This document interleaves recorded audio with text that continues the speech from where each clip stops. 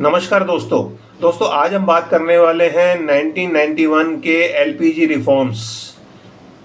LPG reform से मतलब ये हुआ लिबरलाइजेशन, प्राइवेटाइजेशन एंड ग्लोबलाइजेशन।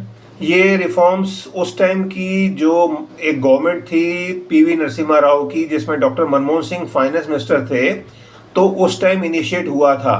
स्थिति ये थी 1991 के अंदर हमारे देश की माली हालत बहुत ख़राब थी। तो कंट्री के अंदर फिजिकल डेफिसिट की प्रॉब्लम थी, एक्सटर्नल डेट की पेमेंट की प्रॉब्लम थी, और जो जीडीपी ग्रोथ रेट थी बहुत नीचे थी, अनएम्प्लॉयमेंट बहुत हाई था। तो उस टाइम के जो प्राइम मिनिस्टर थे मिस्टर पीवी नरसिम्हा राव, वो डॉक्टर मनमोहन सिंह को एज ए फाइनेंस मिनिस्टर अपनी कैबिनेट में लेकर आए, और मनमोहन सिंह जी ने एक बजट अनाउंस किया था 24 जुलाई 1991 को, जो एक लैंडमार्क बजट गिना गया उस पीरियड में। हालांकि उसका बहुत विरोध हुआ था। उसका जो अपोजिशन पार्टीज थी, लेफ्ट की पार्टीज थी, तो उन्होंने बहुत उसको अपोजिशन किया था कि इससे देश बहुत बुरी स्थिति में चला जाएगा। बट हुआ इसका उल्टा। तो जो ये एलपीजी रिफॉर्म्स थे, जिसमें इंडस्ट्री को लिबरलाइजेशन किया गया, इसको ऐसा भी गिन सकते हैं, जो 1947 में हमारा देश आज़ाद हुआ, उससे लेकर 1991 तक हमारे देश में हर चीज़ लाइसेंस राज था, परमिट राज था, लाइसेंस राज था, और मतलब सोशलिस्ट गवर्नमेंट माइंडसेट था, जिसको 1991 में इस गवर्नमेंट ने आके बदला। तो इसलिए ये लैंडमार्क बजट गिना गया और ये रिफॉर्म्स गिने गए।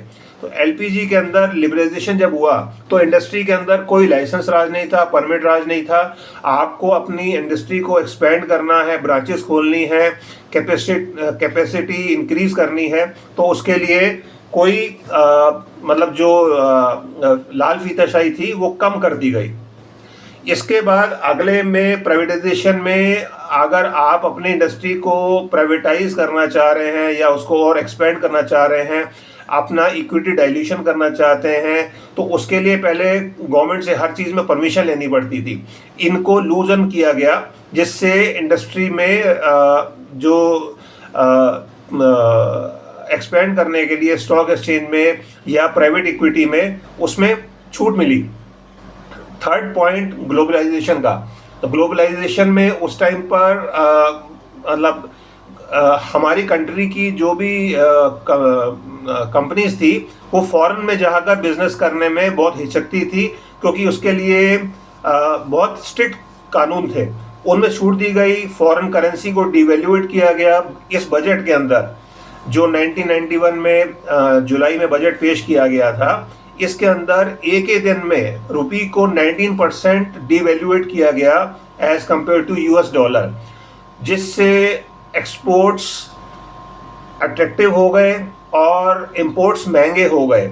उस टाइम पर इंपोर्ट में हमारा जो कंट्री इंपोर्ट करता था, वो ज़्यादातर पेट्रोलियम या क्रूड प्रोडक्ट्स में ही करता था, जिसमें गवर्नमेंट ने केरोसिन में सब्सिडी देकर उसको ऑफसेट किया वीकर सेक्शन के लिए।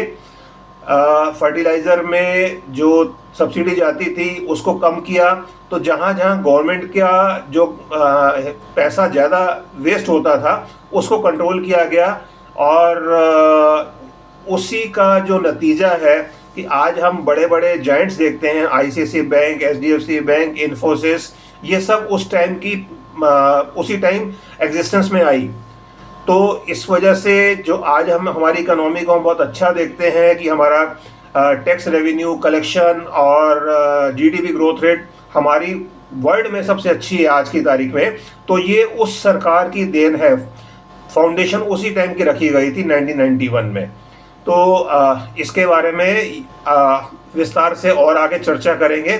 धन्यवाद।